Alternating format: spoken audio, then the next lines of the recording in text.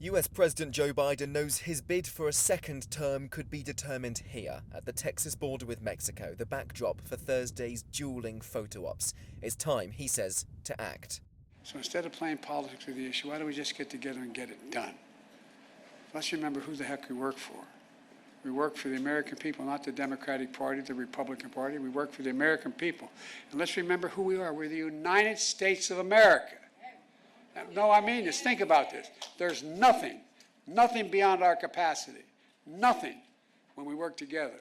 For the president, meeting with Border Patrol agents in Brownsville is about damage control, a way to convince Americans he's serious about dealing with what he admits is a crisis.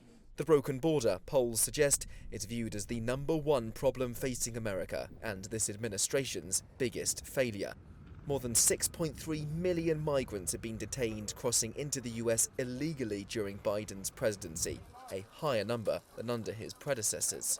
With those record high numbers, it's perhaps no surprise that immigration remains a top priority for voters, and the majority of them now want a wall, much like this one, built all along the border. But a very dangerous border. We're going to take care of it. Thank you.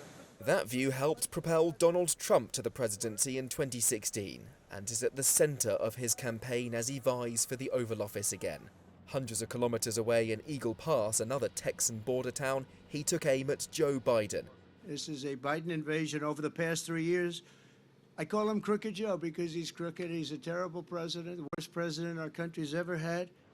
It's in places like Eagle Pass where Republican Governor Greg Abbott's been defying the federal government by erecting border barricades, including razor wire fences. He's also bussed many undocumented migrants from here to cities all across the country. A federal judge on Thursday blocked his law that would give police broad powers to arrest migrants suspected of illegally entering the US.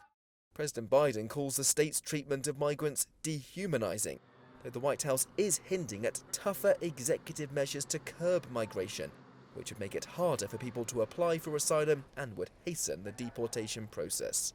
I anticipate that whatever the Biden administration tries to do, it'll only be in effect for a couple of days at most before some lawsuit tries to stop them. But at least they would send a signal that they are getting tough on the border. And from a political perspective, that may help sway some voters. But the Biden administration does not have a lot of room to maneuver. If they do something that's too harsh for progressive Democrats, they'll lose those votes. If they don't do enough, they may lose some other voters. Really, the answer lies in Congress.